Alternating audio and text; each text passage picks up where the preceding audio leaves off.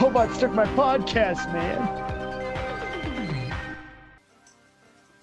Hi, my name's David Byrne, and I made a movie about a bunch of people in Virgil, Texas. David, relax. Relax. Remember to look up into the camera.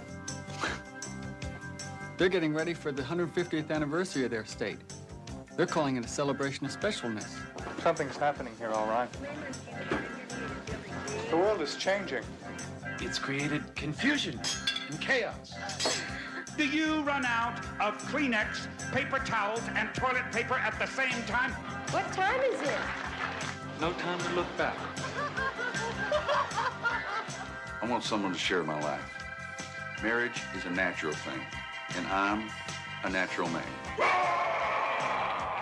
I love the women. Hey, there's more to life than this job. Hello, I'm Louis Fine, and I'm looking for matrimony with a capital M. Yep, it's fancy driving, all right. Not only driving, but parking. Bunch of maniacs out there. You know how hot dogs come 10 to a pack and buns in packs of 8 or 12? You gotta buy 9 packs to make them all match up.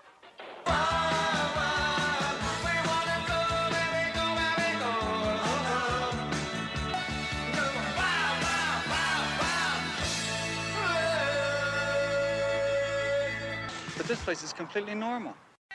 Well, if this is being nuts, then I don't ever want to be sane.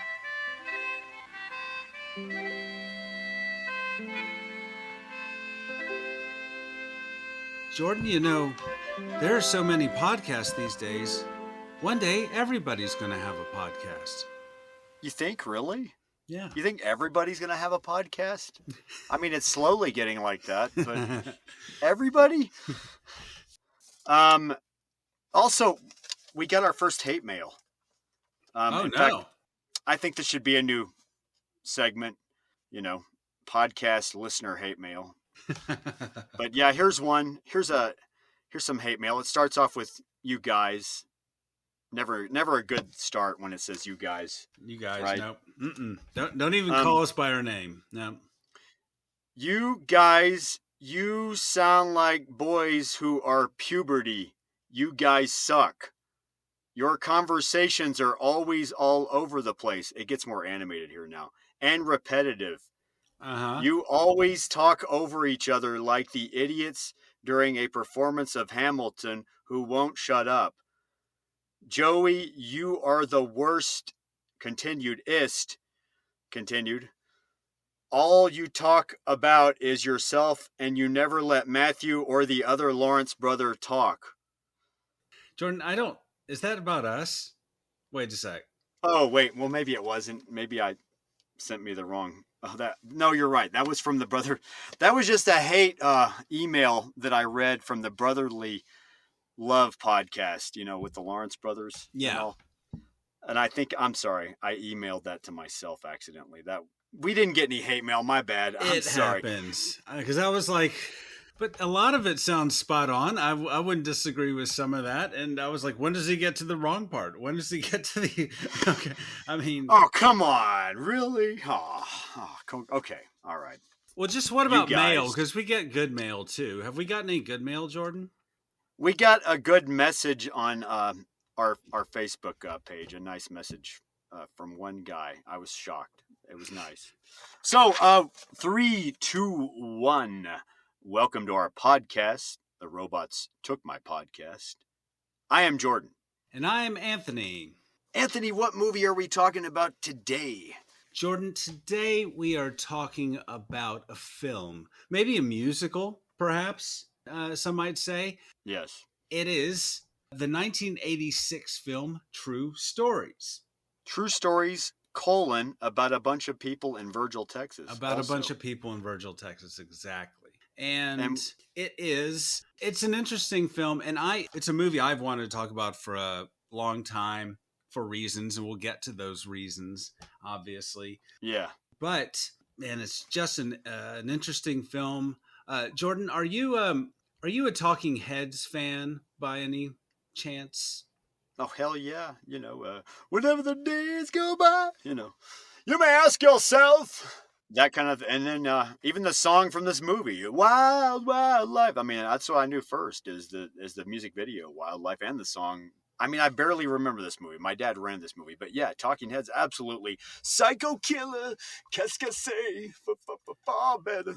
So I had a theory, or have a theory, that gauging one of the best bands, or maybe one of the most popular bands, if you know 10 of their songs. And so I was going through, and I'm not the biggest Talking Heads fan, but just songs I was aware of, didn't necessarily know the name or what album they're off of. Yeah. And I could probably recognize 10 Talking Head songs easily. I think they're such in the zeitgeist that... Burning Down the House, another one even? Burning Down the House. Burning Down the House! I got the lyric wrong at the end of Psycho Killer. I think he says fire. Fire. Yeah. Anyway. So anyways, but yeah, I mean, certainly a notable band of a certain era, the 80s. They were kings of the 80s, and I think new wave, especially. You want to call them a new wave band, an avant-garde rock band to some degree. David Byrne, its lead singer, made shoulder pads really big in the 80s, even bigger than they already were. Giant suits. This side of Falcon Crest. Shoulder pads, yes. This side of Dynasty. Certainly cutting edge musically. Absolutely. And we are talking about the Talking Heads here, because this is a film that features their music and was written and directed by the very same David Byrne you just mentioned. Yeah, Dave Byrne, the lead singer. And this is him coming off of Stop Making Sense, this movie called Stop Making Sense, this concert movie directed by the great Jonathan Demme, pre-Silence of the Lambs, everything. And and David Byrne apparently has all the power in the world to make this kind of movie at this point because of it. Exactly. Coming off a hot concert film. And I mean, we just talked about concert films with Jeannie, so I guess we're on a roll here. Yeah. This is a musical comedy, I would say, if anything. If you were going to, and I don't know any other way to describe it other than, where would you put it? In the comedy section or the musical section? In a video store or on a streaming area, Maybe. It's kind of both. I think it's kind of musical and comedy, right? And satire. Yeah. I think we'll probably have the answers to those questions by the end of the podcast. But this is an interesting film because who is the producer, by the way? Wait, who is the producer? I was looking at more of the Ed co-writers here. Pressman. Oh, Ed Pressman, of course, from Everything. Another movie we reviewed called Phantom of the Paradise. Yeah. This is before Oliver Stone's Wall Street. This is before The Crow. He produces The Crow. Ed Pressman was the son of the Pressman who created the Pressman toys kits back in the late 60s, apparently, which you'd see in the back of famous Monsters magazines. So, Ed Pressman, my God. And then co-written by Stephen Tobolowsky and his girlfriend at the time, Beth Henley. And who is Stephen Tobolowsky? My God, Ned Ryerson. Ned Ryerson from Groundhog Day. Don't tell me you don't remember, because I sure as heck remember everything about you. I sure as heck remember you. Ned Ryerson, my God, and also the creepy guy in Single White Female, the creepy boss. Great actor. He's been in everything though, beyond what we're just mentioning here. This is just a little tidbits of what we're mentioning. And he was from Dallas, Texas, where you and I are from, Anthony, which we're going to do more. But anyway. And I mean, the whole story of how this movie came to be is pretty interesting, because I think he and his wife were living in LA, and they knew Jonathan Demme, right? I think, and they're both from Texas, apparently. Beth Henley also co-wrote Crimes of the Heart with Sissy Spacek and Jessica Lange. Another movie set in Texas. Anyway. Oh, yeah. Yeah, exactly. So she worked with, I think, Demme on... Stop Making Sense. I think it was Stop Making Sense. And then through that, they met Byrne after a screening of the film. And apparently, how do I say his name? Tobolowsky. So apparently, Stephen Tobolowsky. Yeah, so apparently Tobolowsky went to his apartment and he had all these articles tabloid stuff. Yeah. Yeah. Tabloid stuff, weird articles about people from, touring across the country, strange articles from local newspapers, the Weekly World News. And he said, I want to make a movie where, what if basically all these stories were true? And that is the premise of this film. He wanted to string all them together into one movie, essentially. And Stephen Tobolowsky thought, I think it was his idea and Beth Henley's idea to set it in Texas because I can't even say this. The Sesquicentennial. I remember this as a kid. I was a kid when it was a big deal. We were living it. It was a big deal in Texas when Sesquicentennial was coming up. God, it's not just the alcohol. I can't say Sesquicentennial without sounding drunk, to paraphrase Dana Carvey. But yeah, that's what's fascinating. But yeah, and to set it in Texas was also meant they were going to shoot it there, which would be cost effective. Yeah, no unions, etc. So it's a right-to-work state. The financial incentives they were getting. David Byrne even recognized. David Byrne, apparently, it seemed like he had a kind of a producer's hat as well. But apparently they gave him the world once again after Stop Making Sense. But he went there to save money. And of course, they went to Dallas where there was already crews because Dallas had become a primary film location at that time since the 70s. Yeah. 10 years previous, at least. And then they had a studio in the film lab right there outside of Dallas already in place. Yeah. So why not go shoot in Texas and set the story there? And of course, Tobolowsky was from Dallas. Dallas. He clearly knew this is going beyond my research even. He clearly, him and Beth Henley clearly got the zeitgeist. Am I using the right word? Hold on, let me look that one up, Jordan. You're smarter than the room. They captured the essence of that area of Texas, of Dallas, Texas, DFW area as we now know it. Yeah. It's a moment in time, even though it's a parody. It seems to almost accurately capture that time and place, despite the satire. And yeah, they nailed it. And this is coming from two guys who are from that area. But yeah, we're from that area. So I just got it, man. And just like King of the Hill captures it, and so does Dr. T and the Women by Altman, it's like this movie does it. They get it. And apparently, they had a script, but Byrne rewrote a lot of it. Interesting. So I don't know what is what, but he directs it, first-time director. Yeah. And then he guides us through the movie, like Jiminy Cricket or something. Yeah, he plays the narrator, and it's very interesting. We'll get to that. So, Jordan, here we go. Start the film. What happens? How does this movie begin? So he's going through the history of Texas yes, that happens. As a state, and you get these shaky title cards. And then you begin with one that says True Stories, a film about a bunch of people in Texas that really look like indie, like real low budget. Very simple title cards with Arial font going on. Yeah, very simple. Like you'd see at a film festival or something, a student film festival. Yeah, like they tried to save money on an optical lab, maybe. Yeah, and I think that's intentional. They want this to look like a documentary. Yeah, it doesn't need to be slick. Yeah. It opens with a girl on a dirt road just playing on this vacant expanse. Very picturesque. Yeah. It's something like from Paper Moon or something. I don't know. This expanse of nothingness. Or Paris, Texas even. Paris, Texas. It looks like something right out of that. And apparently a lot of these scenes like that were just shot in Red Oak or some of these suburbs in Dallas that at the time the sprawl had not gotten there, right? Oh, yeah. And we know this is probably all filled in now. Yeah. We're seeing these areas before what is now Dallas is just basically a slab of concrete, 1.5 hours in every direction. And before that glacier of concrete had consumed all these former ranches and cotton fields, it doesn't look like anything I recognize from my childhood because it was, it was just a different land then. You know what I mean? It's very strange to see. This is 1985 or 86. This is shot. Before around the time it comes out. And I kept thinking the same thing. I know this is all.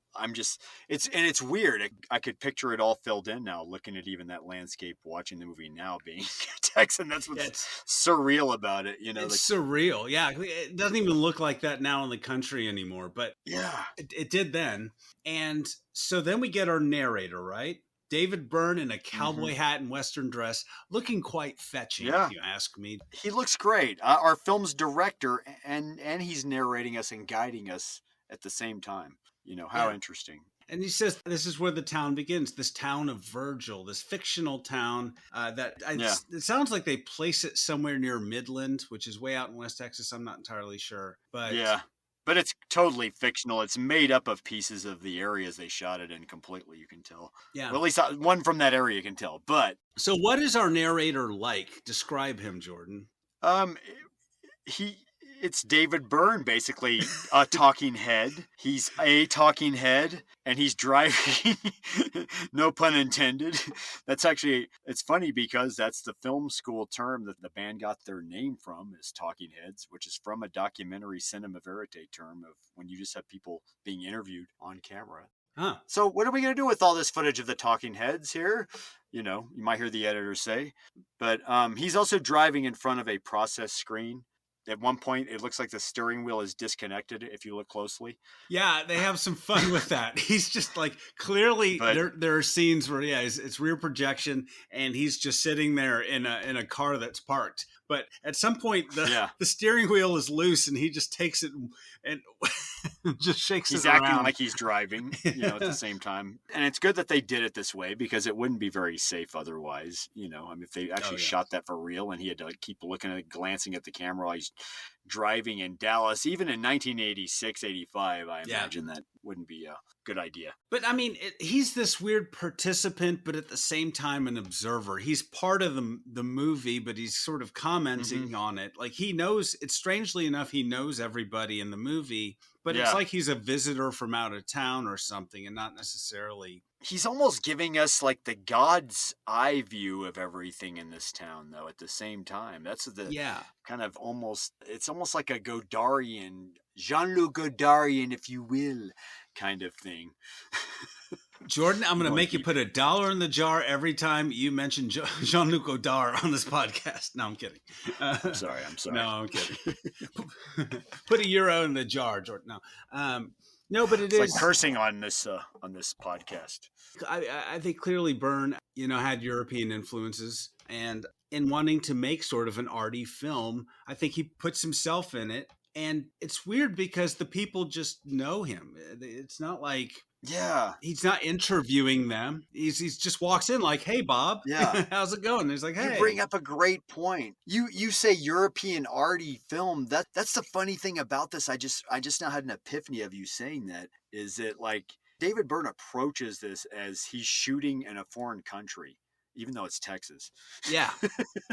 But you're right. He approaches this as if he's making an art film in another country, as if he is Jean-Luc Godard or something like that, or as if he is Peter Bogdanovich making a movie about this guy named Jack in this weird foreign country.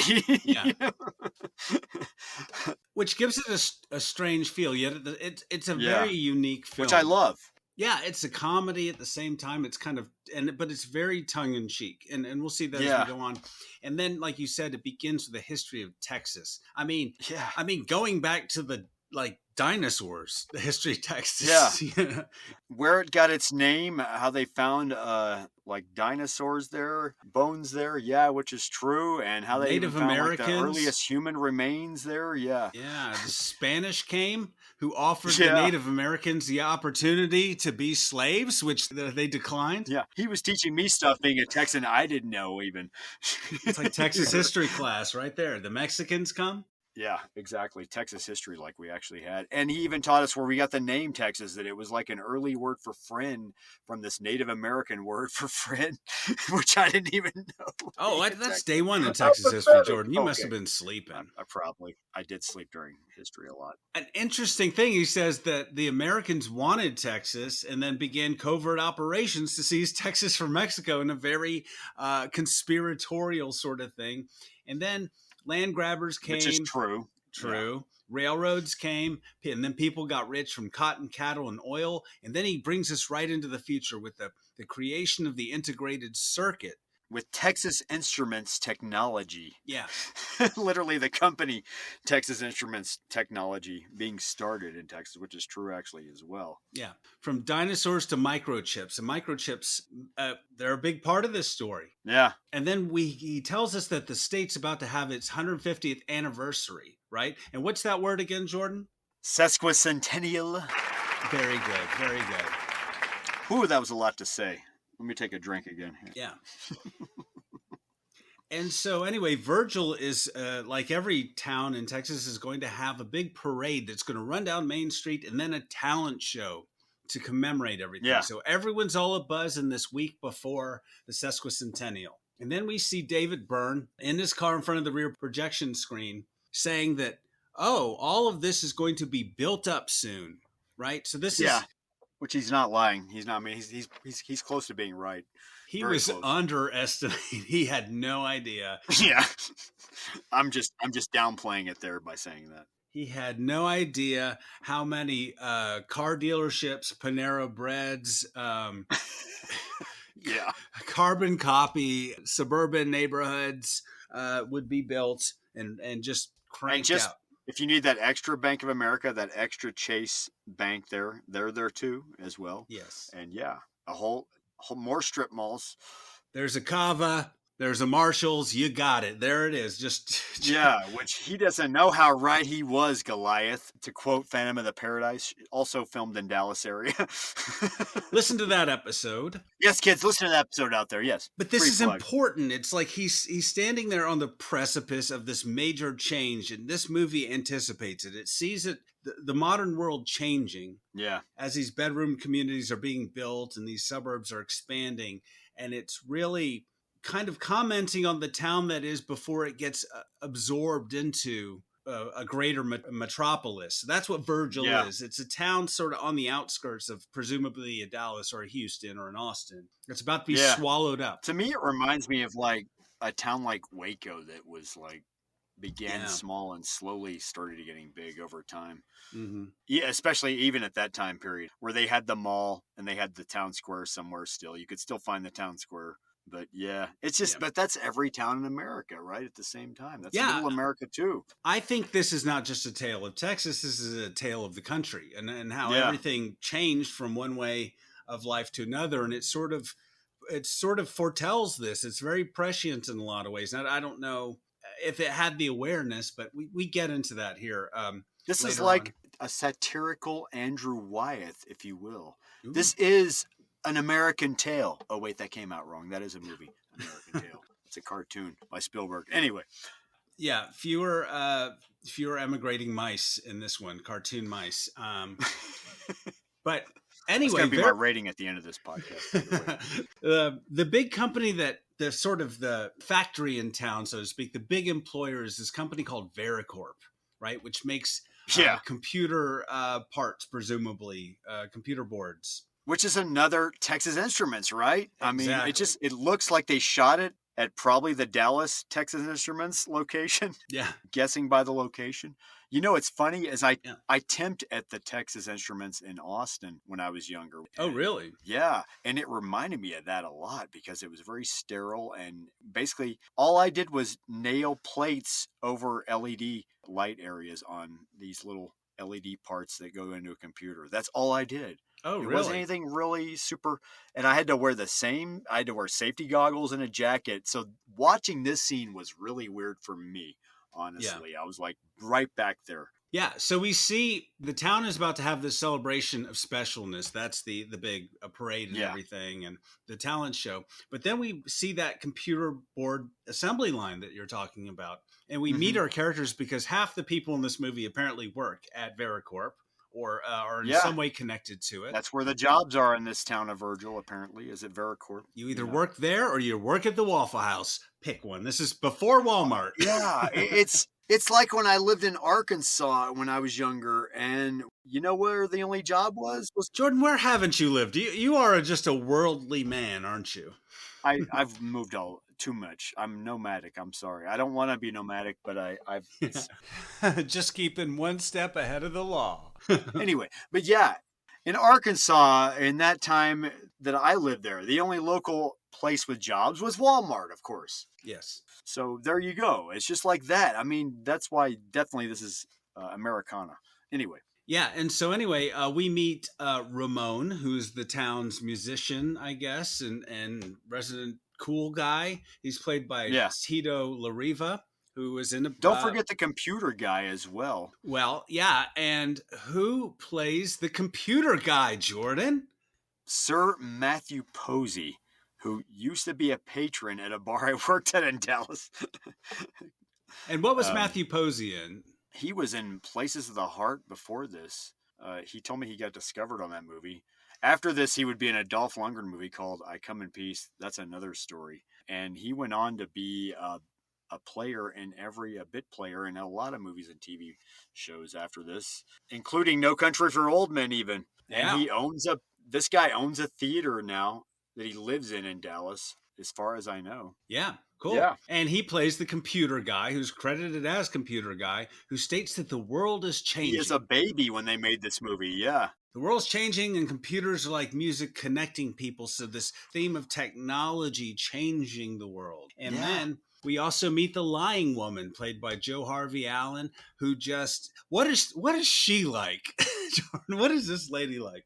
Apparently she also co-wrote a Pat Benatar song, right? Yeah. And she wrote Billie Jean even. I mean, that's how much of a lying woman she is. She wrote Billie Jean by Michael Jackson. It's just too much. Yeah. She's telling us everything, that she's just literally that lying woman at the lunch table at your job in Texas, or in anywhere in America, I guess.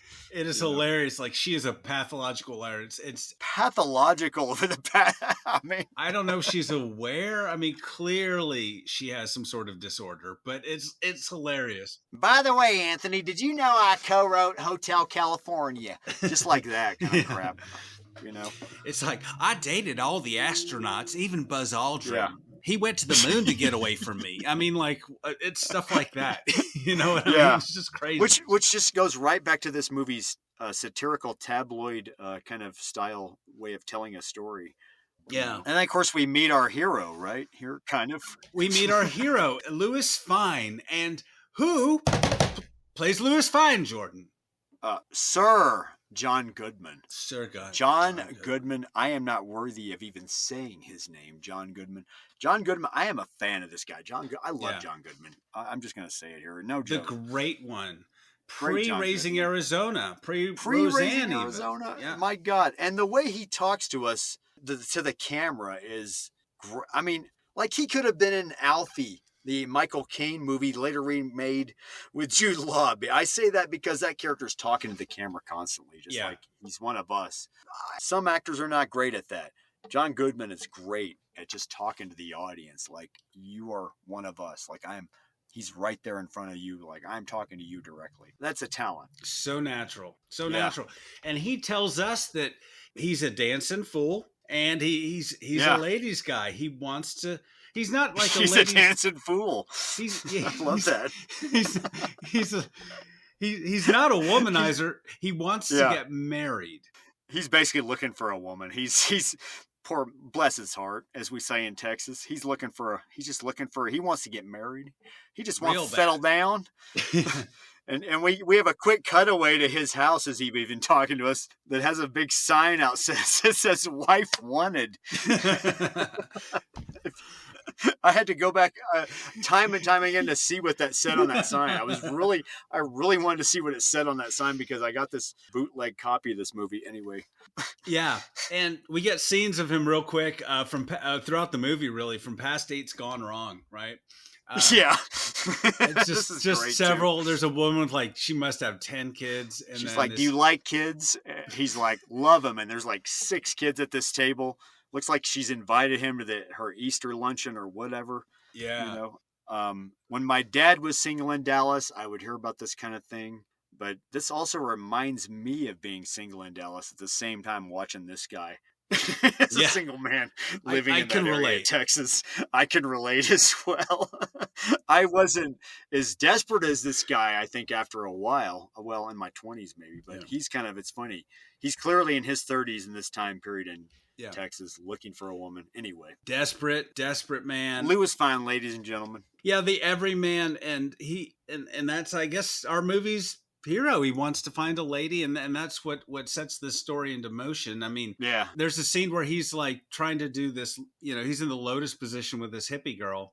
It's not working out. It's just funny. She's trying to show him how to fold your legs properly. Yeah. In a meditative lotus position, and he falls forward into the bed. Poor bless his heart. Just comedically, he was just kind of a newish actor. I'm not sure at this point, but he's nailing it comedically. And this is John Goodman before Roseanne, even. I mean, this is before the first incarnation of Roseanne. He's playing this guy. And he's very young. This is baby John Goodman. Yeah, and so. He's not creepy at all. He's just kind of like you said, bless his heart. He's just got a big heart. Lewis Fine. Yeah. Anyway, so he goes to a club with our narrator, David Byrne, and then they sit down and they're at a stage. They start playing this song. Wildlife plays. And then what happens as they're in this club? What happens, Jordan? Are you talking about, so this is like multiple characters from the movie coming up and singing verses or lip syncing verses of the song, which I always thought was weird.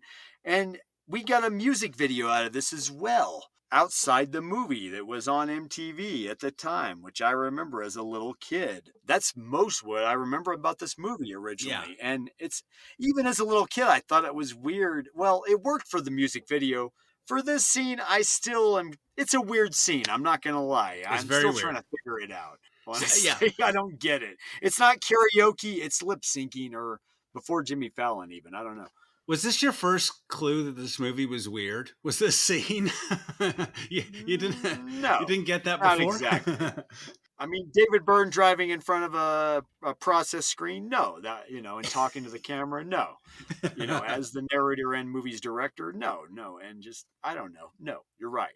Yeah. So really, I think what they did is they put a casting call out for multiple people. So a lot of the people you see in this movie, I mean, the core cast, they are like the actors, Yeah. But a lot of the people are local people, whether they're in a talent show or they're singing on this. These are local people that were told to just dress up as like one of their favorite singers and go out, and they all, maybe, I don't know, 10 or 15 people lip sync to this song, just like the video. Have you seen the video? Oh, really? Now that I did not know. I didn't know that was all. I mean, I figured that would be local people, but that's interesting. Yeah, and there's a number of notable cameos in the lineup, including, members of the Talking Heads there. So they're all... Yeah, there's a guy like doing a David Byrne impression. There's a woman doing a Billy Idol impression, and a couple doing like a Prince and Sheila E. impression kind of thing going on. Yeah. And they're all lip syncing Wild, Wild Life. Uh-oh. Yeah, so... Which is a great song. Yeah, so I don't know if it's to pad length, but it's really strange because they're sitting there watching this, including Lewis, who goes up and sings, right? A little bit. Yeah, and he does his roll punch thingy that I always remember him doing. His roll punch dance thingy. And David Byrne even goes up. Not as the narrator, but it's all weird. This movie's just full of non sequiturs. Oh, that's right. He's like disguised more, right? Yeah. And so anyway, then the next scene, we meet a woman who is so rich that she doesn't have to leave the bed, the lazy woman, so to speak.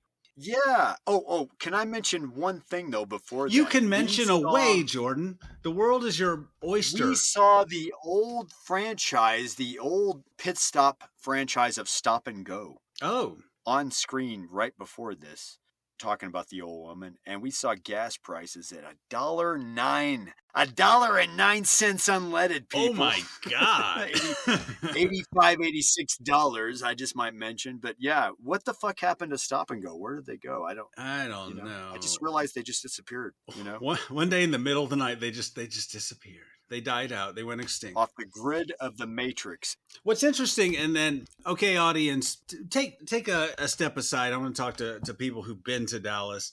A lot of this going back to the bar scene, that was actually filmed in a club that is no longer there, But Jordan, do you remember the Taco Cabana on Lower Greenville? Yes. That's where that club was. No shit. Exactly, and it's no longer a Taco Cabana anymore. Where Wildlife was filmed, the Wildlife video was filmed? And that was the club that they all like hung out at. Oh, wow. And I'm sure, don't get me wrong, I'm sure the interior of the club was, excuse my pun, Barbara leaned up. You like that? Barbara leaned up. Yeah, it's pretty The production designer, Barbara Ling. Yeah. Multiple TV screens behind it. It was called Club Redux. And that's where the cast and crew would sort of hang out after shooting because their office was on Orem Avenue down there right off Lower Greenville. So they just took over. Avenue. I know that location too. Oh my God. This is like all coming back to me. Wow. Yeah. So they just set up in a house or whatever and were using that as their base and we're just hanging out down there. So they were deep into Dallas and we'll get into some more Dallas locations here. All right, audience, you can come on back. I'm sorry, but yeah, come on back. Come on back, everybody. So we meet a woman so rich, she never leaves her bed. Exactly. Which is believable. She reminds me of Old Dallas Wealth Money, played by Swoosie Kurtz brilliantly. Yeah. This is Swoosie Kurtz early on in her career, clearly. But damn, Swoosie, I always thought she was a great fucking actress, Swoosie Kurtz. No joke. Swoosie Kurtz, love you. Mwah, bravo. Anyway. Yeah, just it was crazy, and she nails the role. Yeah, she is a storied actress, award winner. But anyway, yeah, just to see her in that role, and she's so funny, and so and again, Jordan, what we begin to see here is just the satire and the commentary here is basically about consumerism and about wealth. It's just pointing or shooting at a lot of different things here, different social ills, I guess, as Byrne sees them. So it's got that in its sights. I was thinking that too. Like it shows how, especially, well, God, it reminded me of like the old saying in Texas, they say everything is big, right? Yeah. Well, this is proof. This shows the thing that always got me too about being a Texan and being Texas and everything being grand, especially in the Dallas area and Austin area slightly, but more the Dallas area because everything was grand.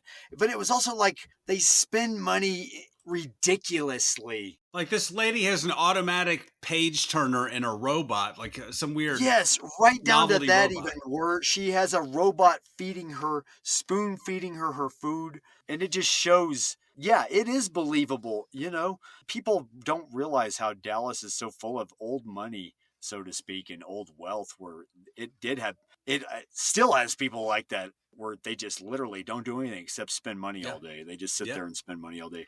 Don't get out of bed even. Must be nice. And probably even more so now with Amazon. But yeah. Yeah. And then we get, speaking of Amazon, great segue, because we get a title card that talks about shopping, that says shopping is a feeling. And here we go. Yes. A little more commentary here. People are addicted to shopping. And so we get a shot of what, Jordan? Do you recall this? This is David Byrne driving through freeways and shopping malls. Well, we get a shot of a mall. Yeah. Which is Big Town Mall, Big Town Mall in Mesquite, Texas, right? Which is now demolished, apparently. Yeah. It was, Jordan, Big Town Mall. I went to Big Town Mall as a wee child. Wow.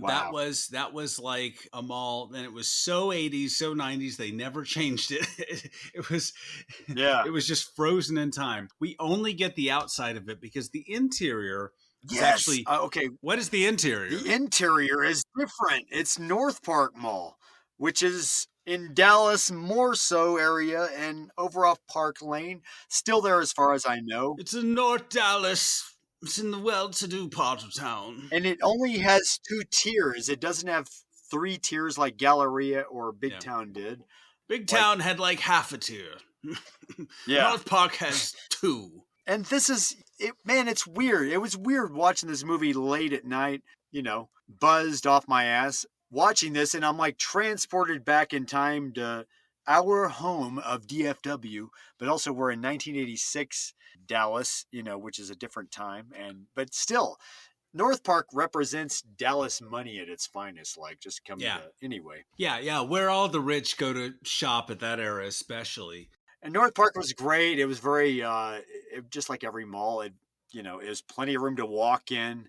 Plenty of green, plenty of stores. I don't know. But it had like artwork and it had like plants and it would have like I don't know, like a Mercedes or something. It had very beautiful, very lovely tile. Yeah, which you walk through there now and it just looks old as hell still. But anyway, so David Byrne says all the stores are leaving downtown areas for these malls, but he doesn't say it critically. He says it almost with an enthusiasm, you know? Yeah. So it's all condensed here. Yeah. The shopping mall has replaced the town square as the center of many American cities. And shopping has become the activity that brings people together. Shopping brings people together, Jordan. That just speaks Americana in volumes right there. What he says, that's amazing. Like, he's literally talking like, you even look at a movie like Back to the Future, and what do you see in the 80s time period?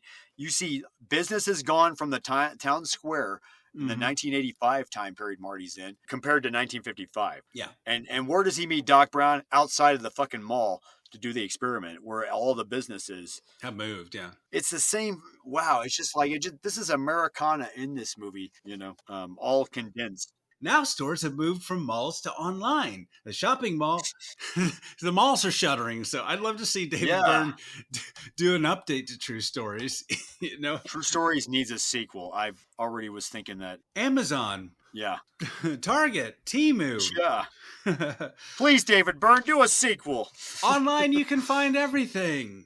Anyway. Yeah. So he goes into the mall and he runs into Lewis. And then Lewis is there to catch a fashion show. Wink, wink, catch some ladies. Yeah. Well, he runs into the computer guy before that, and he tells him that he's got to go find a signal. Yeah, he's going to shoot into space. Yeah. There's a lot of weird non sequiturs in this movie, but this computer guy is literally working on the internet while, yeah, basically. Oh, good segue. Yeah, maybe he can reappear in the sequel. Yeah. AI will generate the sequel to this movie, so David Byrne won't have to. That's what happened to the computer guy. He went into the internet business. They do mention artificial intelligence later on. Anyway, so there's a fashion show in the mall. And you do see some people, apparently it's a close-up, but you do see some people, some local folks who snuck in on the second story looking this down. Fashion show, I love. This is just ridiculous. Ridiculous. I was laughing so hard on this scene. Describe this fashion show, Jordan. Like, what is going on here? What are we seeing? We meet, I don't remember her character's name, but actress Anne McEnroe plays her. She plays her. Kay Culver, wife of Kay Culver, and man, does she look like a local. She just looks like a local Dallas lady with money. Yeah. She plays the wife of Earl Culver, who is the founder of president or whatever Vericorp, who we'll meet soon enough, and she is played by Anne McEnroe, who is the real life wife of producer Ed Pressman. Oh, I didn't realize that. Yeah, she's been in a bunch of stuff, including Howling 2, Your Sister is a Werewolf, a movie we have briefly discussed. We brought it up in our odd threequel review, probably our third review. Anyway. Yeah, the threequel, Howling 3. Check it out. That Howling movie, we brought it up in. Yeah. Anyway, I mentioned Howling 3. I've got to put $1 in the jar. But how dare you bring that up during this? Oh, sorry. So the show begins with common things like suits and raincoats and waitress outfits, and she's delivering lines like "Shopping is a feeling. Let the children do the shopping," almost in this subliminal sort of way.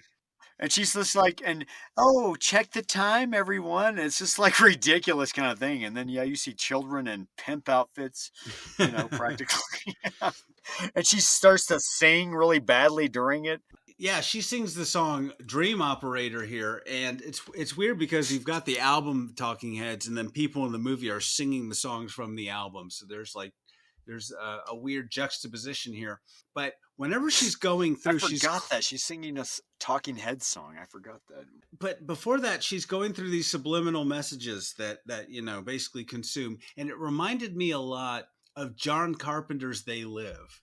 Do you remember all the subliminal billboards in that movie? All the messages that were like, obey, conform.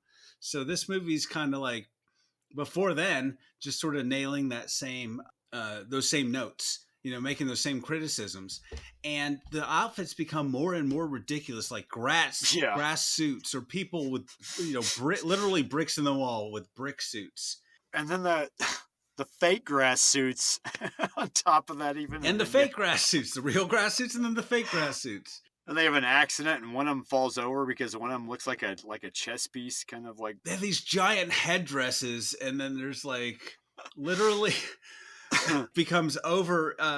It's so top heavy due to the fashion because of this dress she's wearing. In this headdress. She falls over off the stage, which of course is a metaphor, Jordan. A lot of movies use metaphors, Jordan. As silly as this scene was, oh my God, it reminded me of fucking Dallas all over again. I'm sorry. I'm trying to be nice, but Dallas is it just reminded me of the theme about Dallas. I don't know. Dallas is a weird place. Yeah. But I mean, what a better place if you were going to have a movie that critiques over commercialism, overindulgence and consumerism. What better place than Dallas, I think.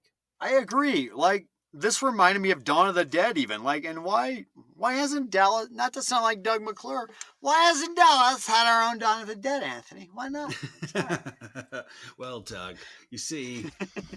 So then Lewis takes the lying woman out on a date because he's literally trying to date almost everybody in town. Yeah, poor Lewis. And where does he take his date, Jordan? Oh my God, did I miss this? Where did he take her? He took her to a restaurant called Brownie's, which is on East Grand, which is near where you and I used to live. Oh my it is God. not. It was not Brownie's and hasn't been for a very long time. I did remember the East Brownies thing. Yeah. But there's that Brownie sign still there, but it's across from the 7-Eleven on East Grand and Samuel. And I know that because actually, oh my God, my grandfather worked at that restaurant. True story. True story, no pun intended. No, I mean, absolutely. He was the chef at that restaurant for years. Way before I was. Oh, wow. That was right down the street from where we lived together. Yeah. Oh, my God. Yeah. It's like Maison Maya. Wow. But anyway, it's weird to watch this movie and like, I know that place. I don't, or what it is now. Small world. And he goes out on a date with a lying woman, like I said, and she says she's been buying and selling property because she's psychic. Yeah. And then she gets his name wrong, I love it. And then she was born with the tail and goes on this whole tirade about the tail that she was born with and what happened. She lost her tail. They put it in a jar. And at the same time, she reminds me of like when I was single once again in Dallas, oddly. How about you, Anthony? Does this remind you of when you were single in Dallas and the kind of people you would meet? Oh, yes. Especially when you're dating online. I've definitely had a date with a woman who's had a tail cut off. I don't know what it is about that area. I mean, we're both Texans. We can say this, I feel like. We can criticize the area. Yeah. But anyway. And we get more of her, and she's ridiculous. She says, yeah, she wrote Billie Jean and half of Elvis's songs, and they paid me so much to keep quiet. Like, she's amazing. Yeah. And Lewis is trying to have a conversation with her, says that he wrote a song which he's going to sing at the talent show on Friday. Oh, yeah. And this will come up again with another date that Lewis has, of course. Yeah. So then we go to dinner at the Culvers. Yeah, dinner at the Culvers, and David Byrne sitting at like one head of the table, and we got Spalding Gray playing the Spalding Gray. Now, who is Spalding Gray, Jordan, playing Earl? Isn't he like important somehow? He is like important somehow. You are absolutely right. Well done, Jordan. Isn't well he done. Like important somehow? Is he like somebody important? He's, an actor. He's a monologuist. I guess best known for, one of his early works was Swimming to Cambodia. He was Jonathan Demme made a movie of. Yeah. And he was also a philosopher, I guess, on top of that. I mean, geez. Author, philosopher, Spalding Gray. Also basketball maker, just everything. He is just I don't know. Just this was not his first movie either. He'd been making movies since the 60s, from what I know. No joke. Yeah, a consummate artist, man about town, intellectual. Yes, Spalding Gray, and a wit, and he's great. He is tremendous in this film, playing this. He's always quirky in movies, but he is definitely well cast here. And let me ask you, Jordan. Right here, we are kind of in the middle of the movie. Have we figured out yet? Who is the antagonist of this movie, Jordan? Who is the villain? You know who I think it is? I'm going to go deep here. It's like money or... It's like money or something. It's like you say, that villain is more like it's consumerism, but I don't know. Is there a word for just how stupidly people spend too much money on like ridiculous things as well? Because you see that a lot in this movie, and that is like what you see in the Dallas area a lot. The ridiculous ways money is spent. But Earl here is like, and he seems like a nice guy. And he seems it's very decadent in a way. Is that the right word? I don't know. Yeah, but I don't know that this movie has a true villain. I think you're right. I think this movie is pointing out that we are the villains. We contribute to all of this. It's holding a mirror up to us, and each of these people has a flaw. I wouldn't say it's one of the 7 deadly sins per se, but they have flaws. And like, look, this is you. This is what you're doing. I think Earl is maybe the closest thing to a villain. Not because he's evil and he's trying to do anything. He's a successful businessman, and he employs half the town. But the downside of that is like all this urban sprawl, as people come to work for the company, and then all these businesses moving from downtown into the malls. I think he represents. He is the villain now that you. He's the capitalist. He's the industrialist. He's that person who's whatever the old world is, he is destroying it for this new world, right? I guess he is this movie's Emperor Palpatine. This movie's Darth Vader. But not intentionally so. Yeah, but not in an evil way. It's not the same thing in this movie. The evil thing is, God, I hate to say it, the evil thing in this movie is progress. Yeah. You know what I mean? That's where the ultimate... That's the ultimate. It's almost like the montage we saw at the beginning of another movie we reviewed for this podcast, Soylent Green. Soylent Green, but yeah. You just see the way things. This movie's villain is progress itself, I guess, and how you just see how things progress in a weird way. This is like a prequel to Soylent Green. Is that what you're saying? Yeah, I guess. Honestly, it could be. Slightly. It could be a prequel to Dawn of the Dead, even in a weird way. Why not? I will say it. No drugs or alcohol influence here on this decision. No. Vericorp meals are made out of people. They're people. I'll tell you what Larry Corp is. People. People. Larry Corp is people. So the Culvers don't speak to each other. The husband and wife don't speak to each other. They talk to their children. So their relationship is broken. I think that's what the movie's saying is like all this consumerism and all this has pretty much destroyed personal relationships, real personal relationships. The husband controls everything clearly because he's like asking, did you give our guest enough food or whatever? Or did you do this enough? Clearly he's controlling. The wife clearly keeps her mouth shut most of the time. That says a lot too about the Americana.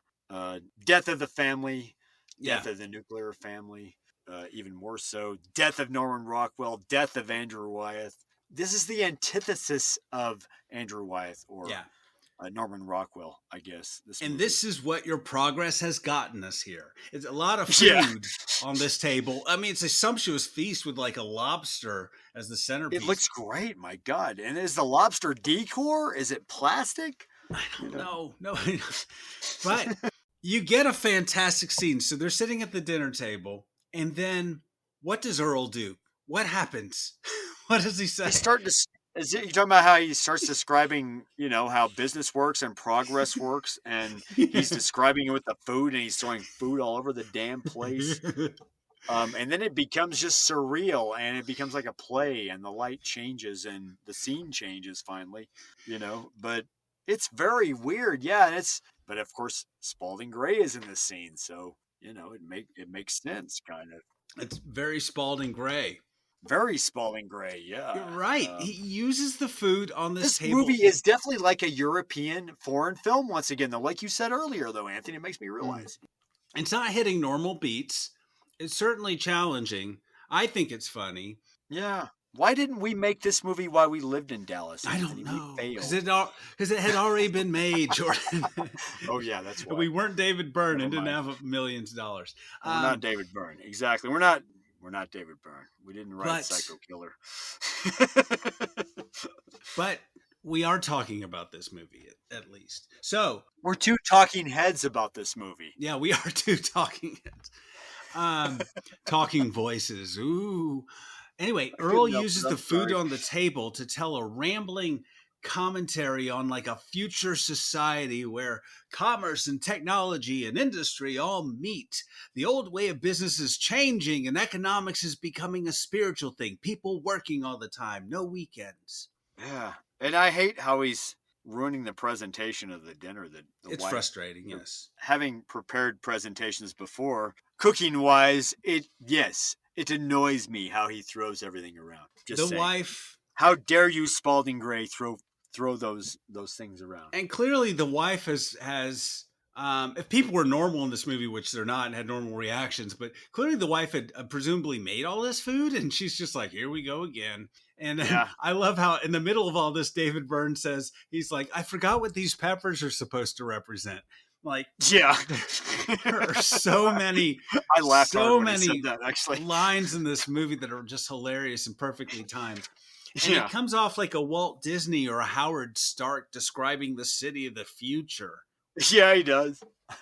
Like this evangelist of this new way of life, which is this consumerism. That's you could take the dialogue from it, though. That's the beauty of it. I mean, Spalding Gray saying all this. You could take literally the voiceover from it and put it over a Walt Disney, color film in color kind of thing, and suddenly it would match. You'd be like, oh, what the fuck? Yeah, it matches perfectly like Pink Floyd over Wizard of Oz. Yeah, yeah, and so. You're right. I was about to say you could play a Talking Head song over it, but yeah. Anyway, well, that too. It's a fantastic, strange scene, and the movie isn't outright judging this. It's almost selling it as a good thing, which is weird. Which is why the commentary is very deep. The satire is very deep in this movie because everyone's exuberant. This is great. Nobody's sitting there. He's talking about progress once again. It's like progress, and how it affects. Nobody utters a negative note in this movie. Everything's real positive. Anyway, then we get a preacher, Jordan. And this scene, it just goes on a bit. Yeah, it goes on a bit. And basically, you have a preacher who's talking about the sins of the world, how the country's failing, unemployment, farmers are in trouble, small businesses are shutting down. Texas is still paying for JFK's death, Jordan. Although that hit home right there. Yeah. That you feel that in Texas, especially when you live in the Dallas area. There's a reminder constantly, not just the Dealey Plaza area still standing the way it was back then as a reminder, but it's always a reminder. Just it's a weird shadow that hangs. No joke. That's a shadow that hangs over Texas. That's a joke that hits deep in Texas. Yeah, and I took my girlfriend to Dallas for the first time recently, and we were walking through downtown. I don't know why. There's nothing down there, but really just see the giant eyeball, stuff like that. Which part of downtown? I know. Well, we walked over to Dealey Plaza. Oh, okay. She thought there would be things like, hey, this is where Kennedy was shot and blah, blah, blah, and, signs or whatever. Like a plaque. Plaques. And it's really not like that. It's kind of bizarre because the city has a strange relationship with that, Yeah. Why are you going to celebrate a murder that, Dallas is called the city of hate. Anyway, we could go off on that forever, but that particularly hit home, and it's a reminder like, oh yeah, that happened. But that may to most viewers, if you watch that now, that may seem like just a passing joke, but that joke is a big, deep hit of a joke. Like if you lived in the Dallas area or Texas. Yeah. And then the lying woman steps up and it's like, it was love that killed Kennedy. He fell for me. He should have stayed away or whatever. And it was like undercuts it. It's so hilarious. But Jordan, this scene does go on for a while. And he sings the song, the Puzzling Evidence. Now, do you know what puzzling evidence is and why this is important in this movie? Wait, why? Because he goes off on this conspiratorial rant, like who's been running this country since World War II, and there's a screen and just keeps, showing different images, right? Yeah, it's a trilateral commission. It's the Council of Foreign Relations. All these like conspiracy theories, like almost like Network. Right? Remember some of the ramblings in the movie Network? Yeah. Right. And the choir joins him in this song called Puzzling Evidence, and it's just more of the same. Right. Puzzling evidence is a phrase that's used by the Church of the Subgenius. Jordan, do you know what the Church of the Subgenius is? No. What? Wow, this just keeps going deeper, man. This is a weird movie with some deep deep cuts. I didn't know. Oh my God, what is that? Everyone Google it. I'm not an expert, but the Church of the Subgenius is like a parody religion, right? Yeah, look it up, Google it. And a lot of the humor in the church or whatever it is centers around all these really convoluted conspiracy theories. And so David Byrne was actually a member of the Church of the Subgenius or whatever, a big fan, and so included a lot of that. Those ideas in some of these ramblings. Oh, so he had to kind of give credit to them in this movie. This is where he's giving credit a bit. I mean, this is David Byrne making a movie, and this is his commentary on religion. Here's now we've seen his commentary on commercialism. Here's what he thinks about religion. Yeah. And basically people preaching from the pulpit, conspiracy theories and all this. So it's very interpretive, but whatever. But it's based, I think, on some of the ideas from the Church of the Subgenius. Now, Jordan, I met way back when an actual gentleman, I won't call him, he's not a gentleman, but a person, a guy named Reverend Bucknaked, who claimed to have been and was a pastor or a reverend of the Church of Subgenius. And what an interesting fellow there. So anyway, Google all of that if you care. Go down that rabbit hole. Church of the Subgenius. Oh my God. Church of the Subgenius. Anyway, so we get that scene, and it does go on for a while. And then David Byrne drives to the suburbs, and we see a lot of bricks on sticks. Man, did this like hit home too, watching this, being from that area. Oh, yeah. It just looked like, wow, this looks like near where my wife grew up. Yeah. But like, this is all filled in now. When I met her, there were still fields. It's the edge. It's the very edge of the sprawl. Yeah, there's still fields. That's the thing about Texas. There's so much fucking land in Texas. It just goes on for fucking miles. Much like Oklahoma as well. It just goes on for fucking ever. And it's just nothing but horizon and sky because there's no mountains.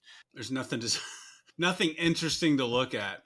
Yeah. It's a trip in that aspect, at least. But I remember off topic, but I remember that X-Files movie. And I think there's the scene in the beginning that are kind of... Oh, yeah. The X-Files movie from 1998, I think 98, 99 or whatever. Yeah. It was like... It's set in Dallas, the beginning, downtown, but yeah, clearly it's not. Yeah, and clearly it's not because there are mountains in the background. And you're just like... yeah. What? I wish it was that interesting. No. And they shoot this other part at the beginning where they show the horizon, but it doesn't match what we know in Texas in this X-Files movie. You see the building, but yeah, there's mountains for some reason. It's like, what the fuck? Anyway, that's how you know this was filmed in Texas, because it's completely uninteresting. Yeah, exactly. And I mean, Midlothian being one of the locations, also Midlothian is very flat also and endless with just sky and horizon, Yeah, this was shot, I think, around, it's Starrett. I don't know. I think that's north of Waxahachie somewhere. So out south of Fort Worth. Oh, okay. Somewhere. Anyway. Makes sense, yeah. Yeah, and even back then, it was still farmland. So anyway, Earl walks him. Earl's wearing a hard hat. And he's walking David Byrne through these homes that are being constructed. And I love how there's these guys, these workers there. Oh, that's right. There's those guys just sitting taking a break, coffee break in the middle of it. He's like, "Hey guys, taking a little coffee break. I see, huh?" It's fun. I laughed on that too. You don't see any hammering. Yeah, no, but it's just people standing around. It's funny. And then the camera pans to some kids wearing 4-H club shirts. What are they doing, Jordan? They're these are suburban kids, and they're just singing this song and making music out of found things or whatever. Yeah. It's a weird scene, actually. Yeah, they sing the song "Hey Now," and it's a bunch of kids, and it was, I think, one of the choirs. The St. Thomas Aquinas Catholic School Choir did the recording, but it's a bunch of kids just out playing amongst the construction, all these houses being constructed, and yeah, they just sing the song, and it's very weird. It's a weird little aside, but I think it's really sweet. It's really interesting to see these kids. I don't know. One kid says, "I am the king of the world," even before Titanic makes a big deal about it. Yeah. But yeah, interesting. It's a cute little scene though. It's a cute little scene. It's kind of almost like a break, an intermission. It's very rhythmic. I guess it reminds you this movie is kind of a musical still. Yeah. And then we get a little aside architecture. We get another title card about architecture. He just talks about metal buildings and just shows how soulless that was funny. These metal buildings are, you know. You can pick your color. You get some guys there to put it together. And I'm like, my God, that's how they do it, isn't it? It's just like they have a few guys to lay out the concrete and those buildings that just go up quickly. No wonder we have so many of those fucking buildings in Texas, especially in like the Arlington area and the Fort Worth area. Yeah. And the Carrollton area. Do they not have anything else other than these fucking buildings? I'm sorry. These metal buildings are just soulless. And just, it's like, man, start a business. Bunch of industrial businesses. That's it. Nothing else. Yeah. You know, hey, you want flyers, you want panels, you want glass. Yeah. We've got it. Here it is. It just shows that even architecture is consumer. You know, it's just modular and it's just made cheaply and just cranked out without any thought. And that's the future. You're right, though. It's very deep in one way. It says a lot about Texas, too, where, once again, things are deep but empty as well. And things are big, put up quickly. You know, flashy but empty. And exactly. And he says, this is the culmination of technology. 100 years ago, they would have dreamed of a metal building like this. So in some ways, this is progress. But the downside of progress is just, this soulless, blank architecture that is just disposable, you know? Yeah. Yeah. True. Anyway, so then we get to pad film length. The lazy woman is flipping through channels and sees the video Love for Sale, the Talking Heads video, and she talks over it. Yeah, this video, I love it. He literally, it's like Louis Fine takes out an ad on TV because he's so desperate to find a wife. Yeah. He does a video dating ad, like on TV, he's that desperate. He buys airtime, which must be cheap back then. And must be cheap in that neck of the woods of Texas to buy airtime for a dating ad like that. I'm looking for a wife. I'm 6'3" and maintain a constant panda bear shape.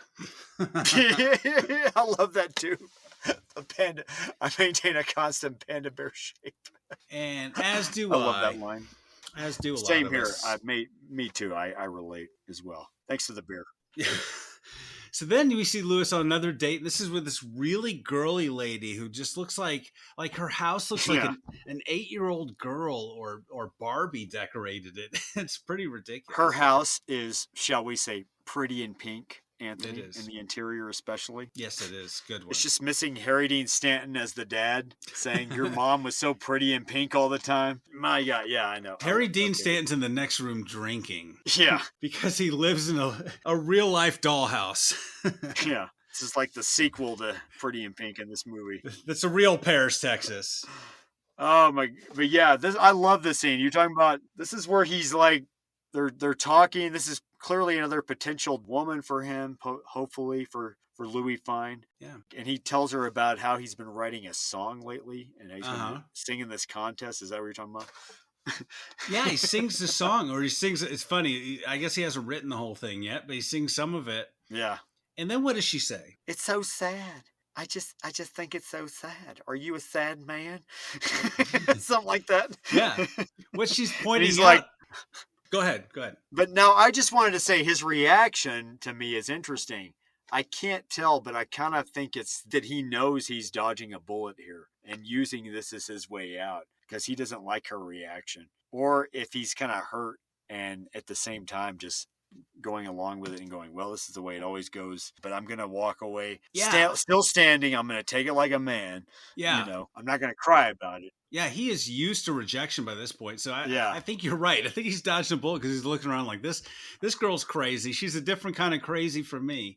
But what she does, the lady points out correctly that he is depressed. She doesn't say it, but it's like, you're a depressed person. And she doesn't want any part of that. You know what I mean? Because she's I don't know. Maybe she's depressed as well. I don't know what her deal is, but it's different than clearly him. She is. If she's got that much pink she's surrounded by, she's depressed on some level. Yeah. Clearly. She's just suppressing it a lot better than he is, I think. But Yeah. Jordan, now let's take a little aside here. What we've all been waiting for.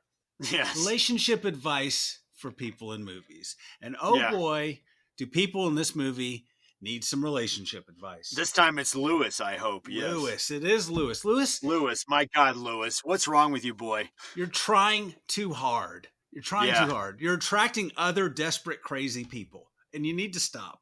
There's just a sick desperation all throughout his laugh, his demeanor. He's clearly so desperate.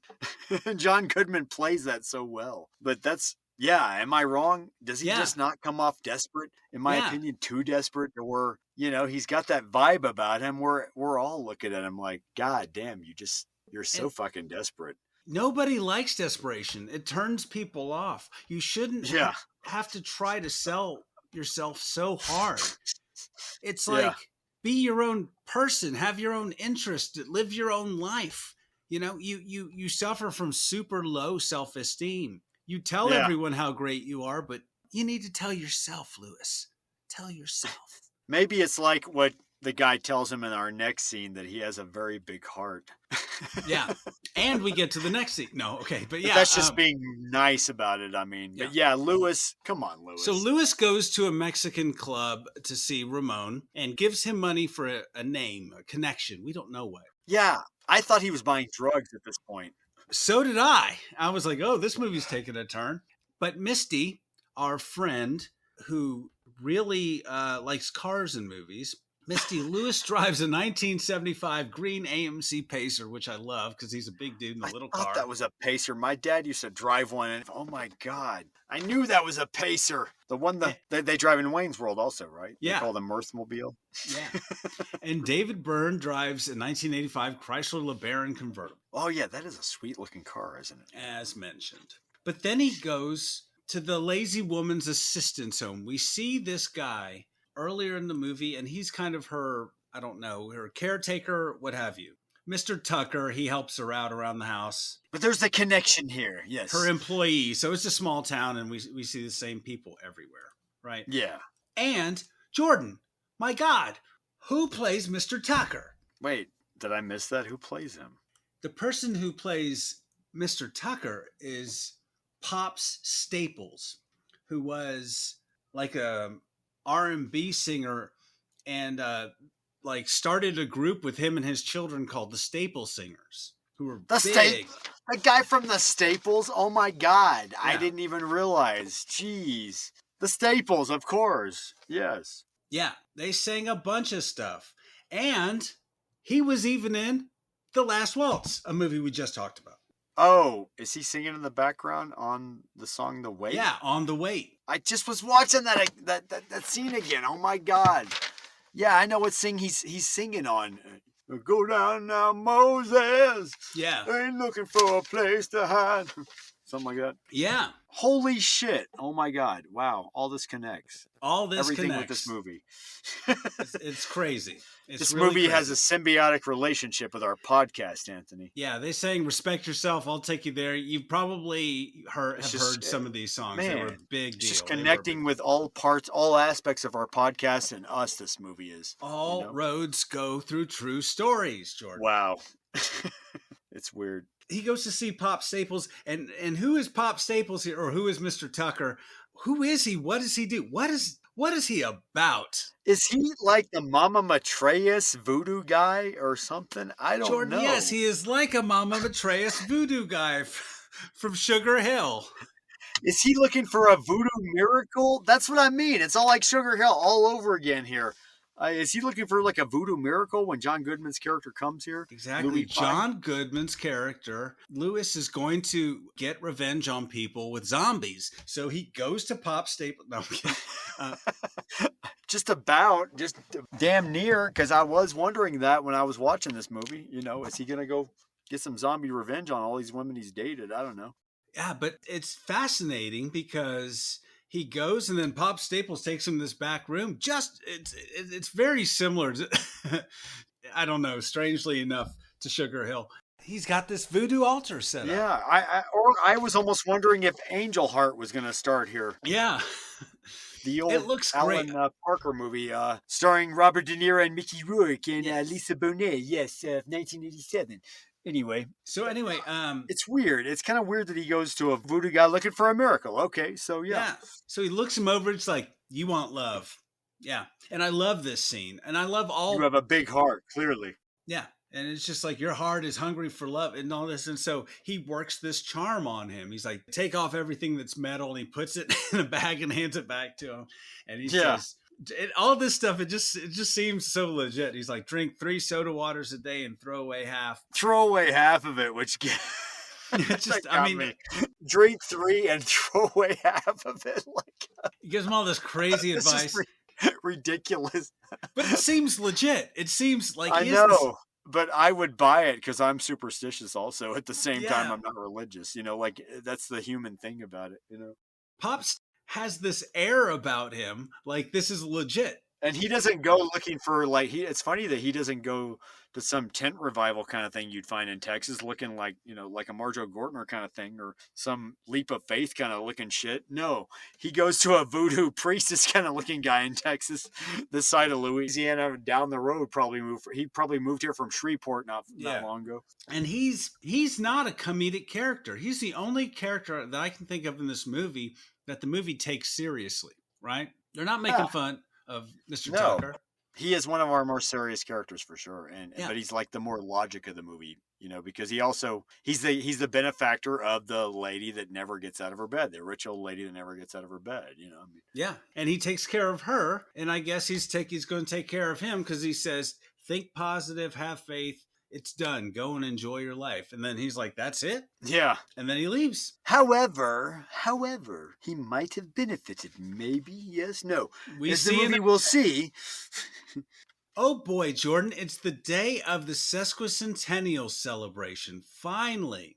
The big sesquicentennial talent competition, whatever this is. Exactly, all of it. And then we have a parade that looks just like a small town parade, right? Oh yeah, the parade. I forgot. Yeah, the parade, which is like going through McKinney area apparently, which is weird because I've seen when I had this friend of mine once, she lived in McKinney and she said, "Hey, let's go to the McKinney parade this one time a year." And it was weird. It looked just like in this movie, Anthony, is all I'm saying.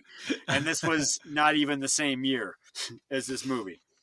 Yeah, and then they had they have a drill team, and then they have a lawnmower brigade, and these are like real people from around North Texas. They have the Sunset High School marching band from down in Oak Cliff represent, and some lowriders, which is funny because apparently that same day there was supposed to be like a Hispanic Pride Parade or something like that, and then they booked this and this what? Yeah, and this parade, really? The fake parade took over the real parade. It was crazy. Oh my God. I thought they maybe took advantage of a real parade going through here, but this is mostly a fake parade. Yeah, this is staged. Yeah. I mean, they brought in Sunset to high school, which is nowhere near McKinney. That's so weird because it looks just like the parade that goes through McKinney, although it's even grander than this. It's because they used a lot of local people once again. I think that this movie must have employed half of Dallas when it came to town. I don't know. Just normal people could have been in this movie and were.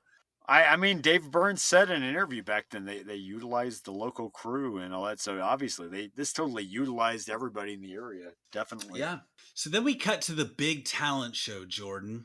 This talent show. And what does the stage look like? The stage is out in a field. What does it look like? It's trippy. It's kind of half skeletal, half screen, or, half translucent, but you can see the sky behind it still at the same time, the horizon on one part of it, but it's like framed almost, but it's like it's got a frame almost. It looks like a TV to me. It looks like kind of like a big opening in the front. Normally it's like black or something when they do it. It's a TV shape. Yeah, that's the weird thing about it. There's like a frame around the stage, which is interesting in a way. It looks very surreal. Yeah. Another part of this movie that looks surreal, So Earl comes out and kicks off the talent show and he tells a story, Jordan. And what does he say, Jordan? What is he about the making of Texas?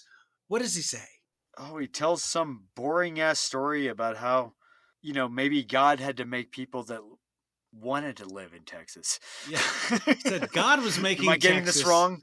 Yeah, no, when he was you're right. making God... Texas, he had to make people that wanted to live in Texas too, to endure the climate, the shitty climate, and all the heat and all that, and the wildfires and the tornadoes and all that. Yeah, I guess so. Yeah. That makes sense too, right? That God had to make people that wanted to live in Texas forever.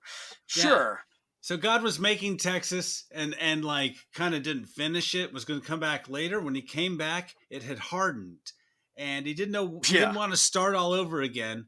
So then he just, Jordan, like you said, he just made people that like it that way. Don't ask me where Ted Cruz falls in there. Anyway. I don't know exactly. You can edit that out or not. I don't care. Anyway, so then we have different acts in this talent show. We can't go through them all. But basically, Ramon is doing the song Radiohead. Radiohead, which, thank you, Ramon, because later on, we would have the group Radiohead. That's where they got their name. The group from England, Radiohead. Amazing. From OK Computer, Creep, all that. Radiohead, yes. I'm a creep. I mean, I think Radiohead's brilliant, so I think that's cool. Actually. Yeah. I thought that was a fun kind of fact, learning that. I didn't know that. I honestly did not know that before this movie. All roads run through true stories, Jordan. Wow, it's amazing.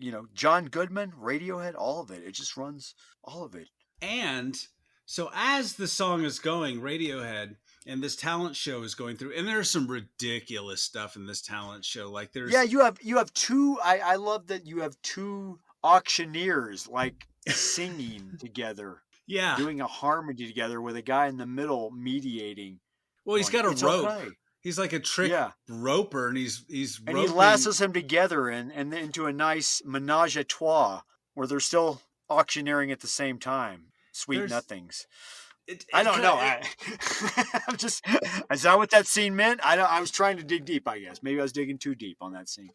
I guess. Yeah. I guess. I mean, there's so much metaphor, but I think a lot of this is ridiculous. They just found real people in the area with talents, and then they put an ad in the paper, and they said, we don't want actual acts like bands. We want people, normal people with talents, and presumably a lot of this is these normal people, like people from here, from Dallas to Midlothian to Allen to McKinney to Louisville. Oh wait, Louisville probably wasn't there yet. Never mind. Yeah, but yeah, people from all those areas of Dallas, that area of Texas.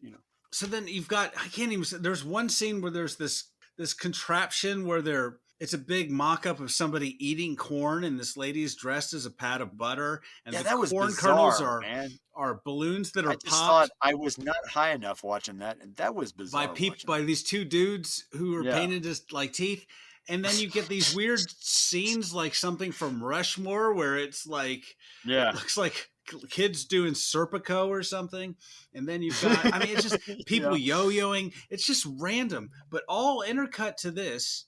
While all this is going on, Mr. Tucker's casting his charm, and he sings the song Papa Legba. And it's just, I think it's fantastic because he's literally drawing a circle and he's lighting candles and he's doing all this voodoo charm stuff while the talent show's going on. And that's when everything transforms. He's fixing the movie.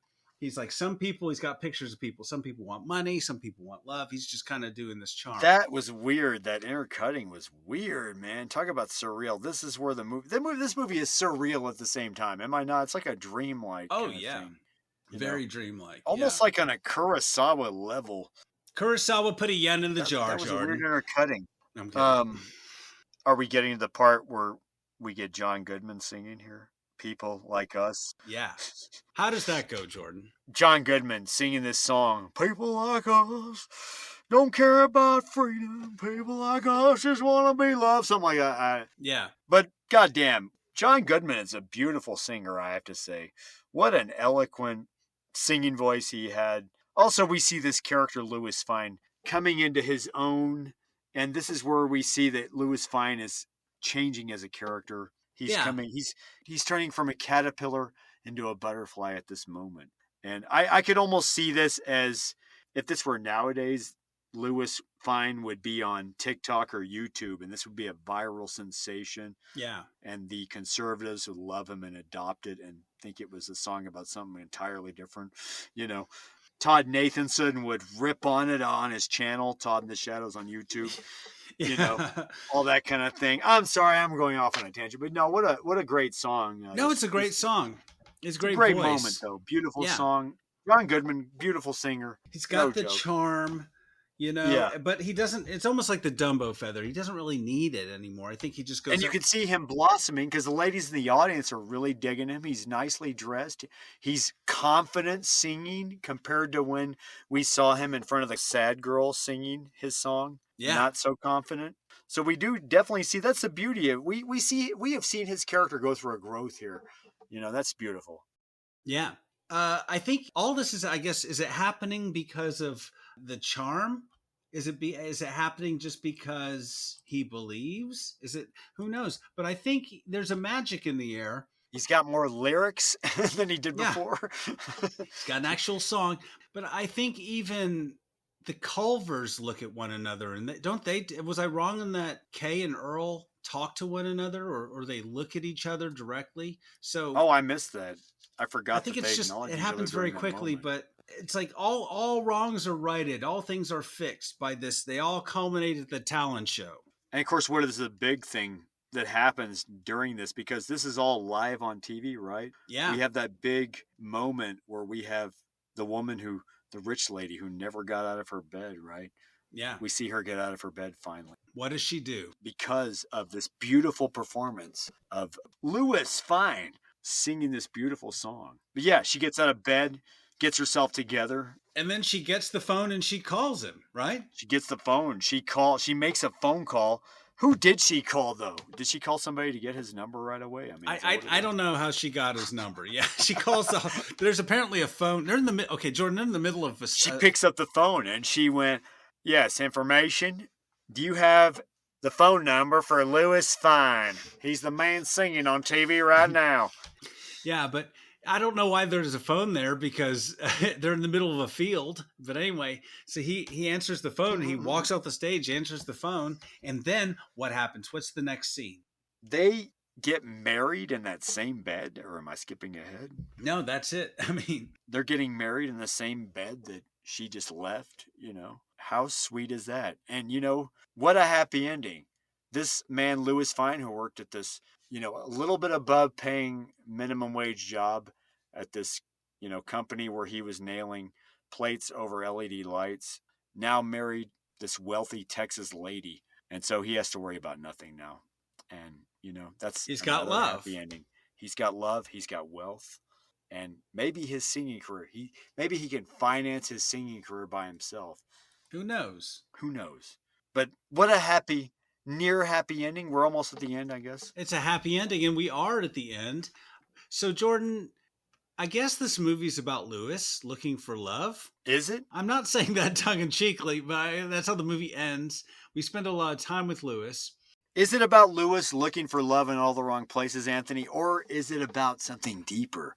Is it about America, Anthony? Consumerism? No, I don't know. I think it is. At its heart, I think it's a tongue-in-cheek movie, but it's obviously trying to say a lot, right? Yeah. And tell some sort of, I think Louis is the core of this. He kind of threads all this together. Yeah, I think so. Louis is like he's kind of our anchor as the audience. Mm-hmm. He's our Henry Hill. This is Goodfellas.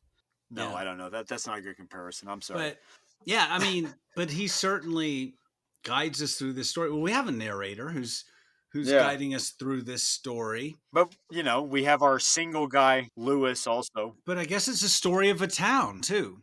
Yeah. The town's definitely a character. You know, Virgil, Texas is definitely a character in this movie as well. Yeah.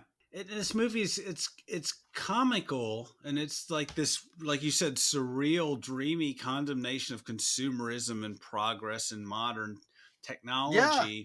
But it kind of finds beauty in the sprawl and the wonders of modern civilization at the same time. And here's what I think is good about this. I think it's I think it's very funny, and I like that it doesn't take itself very seriously. And I also like that it really doesn't poke fun at these people. Yeah, I agree. It'd be very easy to do that. It's not mean-spirited. It doesn't actually, it's definitely not mean-spirited towards his characters. I like that too, actually. It's almost like this is Mike Judge before Mike Judge, in a way. Yeah, yeah. Like when Mike Judge makes a movie like Office Space, even. I mean, Office Space is not just a comedy. I think it hits on other levels, deep levels. But this movie is almost Coen Brothers before Coen Brothers. This is like a interesting, quirky movie that the Coen Brothers never made back then. Yeah. You know? I bet it influenced them a little bit. I mean, John Goodman, you know? Yeah. Well, yeah, you're right. Because think about it. This is a year before Raising Arizona. And yeah, this movie is made probably when they're still kind of getting off the heat of Blood Simple. Yeah. And that also Raising Arizona doesn't judge its characters too harshly, I think. No. I mean, they're people with flaws, but they're not any more especially flawed than anyone else. Yeah. And it really loves them for its quirks. These people in this movie, though, honestly, it's amazing that I don't know where David Byrne is from. I forgot to even look up where he's from. He's not from Texas. He was born in Scotland, but he was raised, I think, in Canada. Clearly not from Texas, but damn, just as an observer, it's so hilarious to me. I love it, man. Oh, they went to Baltimore. Sorry. I don't know. I'd never watched this movie, sat through it all the way. I remember my dad running this movie and sitting through it and me not really watching it with him. I passed through the room every now and then.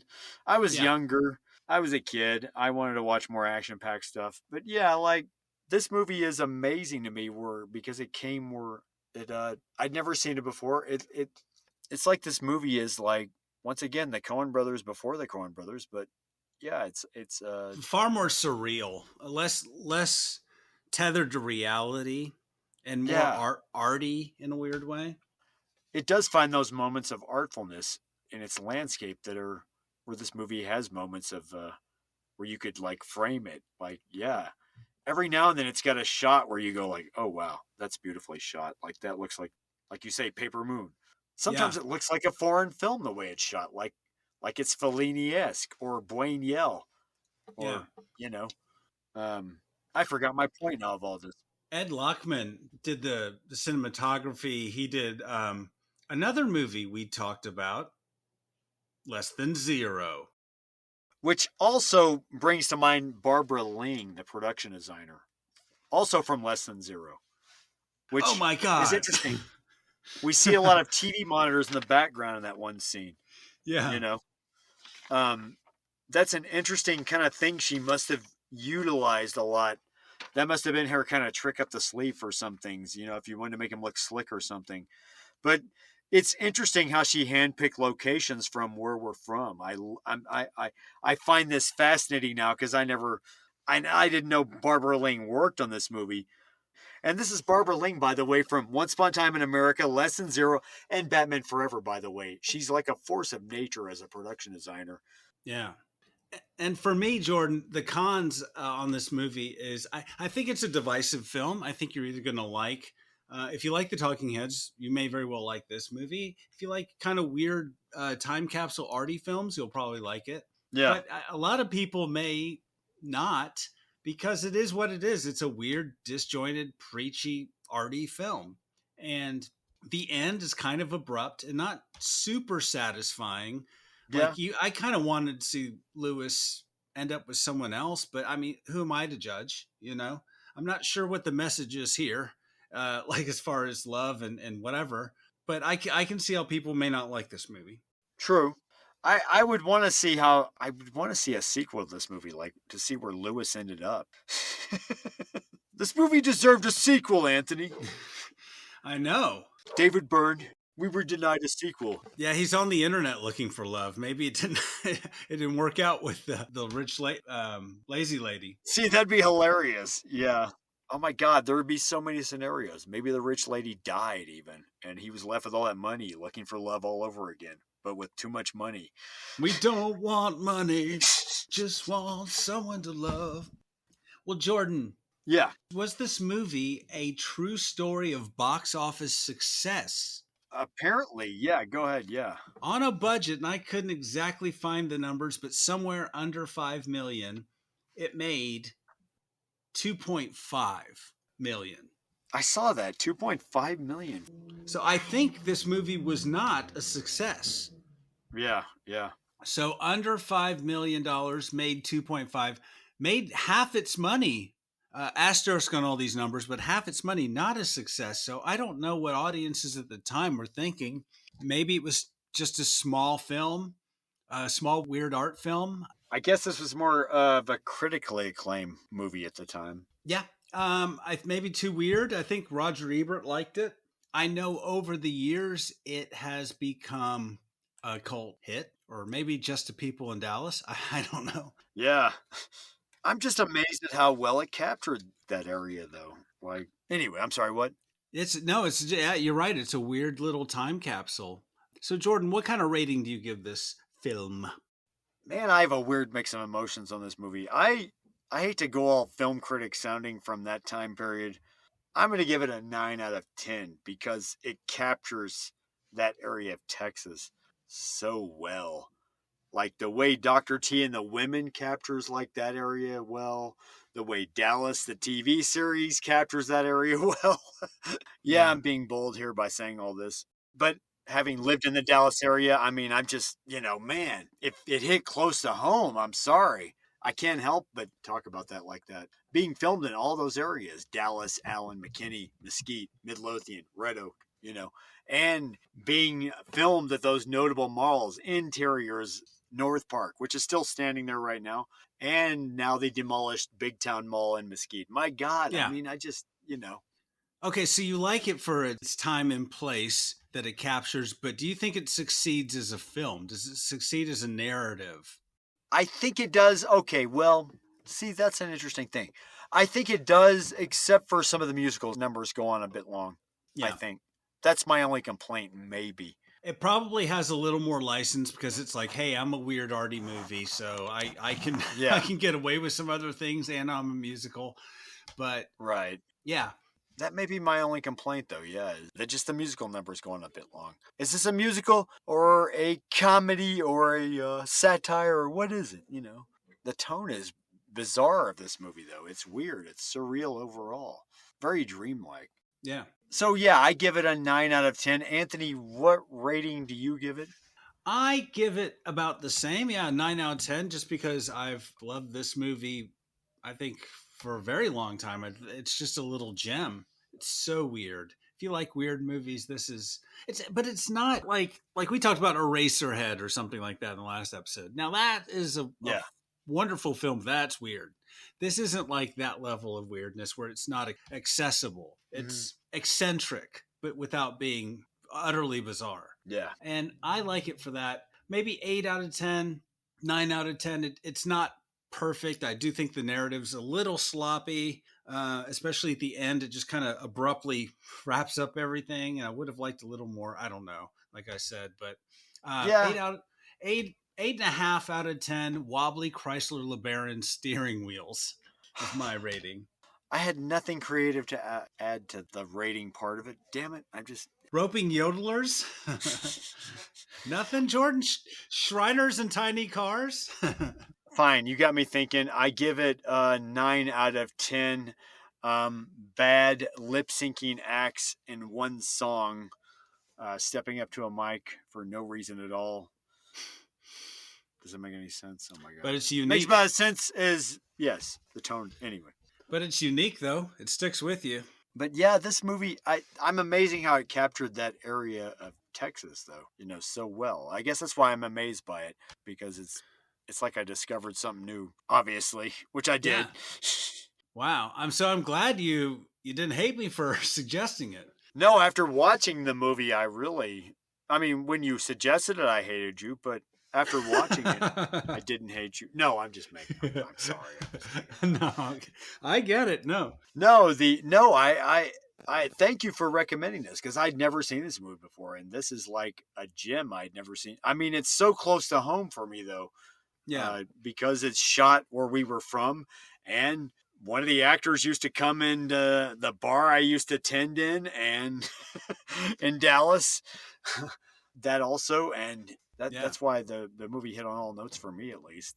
Oh, great. Well, hopefully others will have maybe not that deep a connection, but will like it. It is definitely a unique movie. Yeah, thanks for letting us talk about it here, Jordan. It was fun to revisit this movie. No, I'm glad you brought it up. Yeah. I mean, for anybody out there, I can imagine people in Europe. I knew a woman in England that when she was in Texas shooting a documentary, she was in a lot of closer to West Texas parts. And that looked interesting to her being from Europe. Yeah. But David Byrne here makes Texas look like a foreign country here, which maybe is what I love so much as well. Yeah. You know, how he makes it look foreign. Like to us watching it as the audience, the way it's shot, the way it's played out with him being the narrator, also movie director, you know, in a Godarin kind of sense. It's definitely, this movie is European, even though it's shot in America, in the most Americana place you could be in. Yeah. For a first-time director, I think he nails it. I think it's a shame. I mean, he's won Oscars for other things, right? Yeah. It's funny because after this, he would win an Oscar for... Thank you. I was going to say, he would win an Oscar for being one of the main composers on Last Emperor, one of 3 composers on The Last Emperor, Bernardo Bertolucci, Oscar-winning epic Last Emperor. Anyway. David Byrne, list goes on with him. But anyway, all right. Well, I'm glad you enjoyed that, Jordan. I hope everyone else does. Check this movie out. I know we've talked about it a lot, but we haven't talked about everything. So check it out for yourself. And check out some of our other episodes if you like this. So feel free to rate us, like, subscribe, all that. Hit the good buttons. And tell your friends if you like this. Tell your kids, tell your wife, tell strangers on the street if you like this podcast. And if you want to write us an email, you can write us at robotstookmypodcast@gmail.com. All right. Yeah. Thanks, Jordan. And everyone, so thank you so much for listening. We appreciate every single one of you. And Jordan, this has been... The Robots Took My Podcast. I'm a dancing fool. All trailers, clips, music, or any other copyrighted material are used sparingly, edited from their original forms, and used for the purposes of criticism, discussion, commentary, and education about these fine films.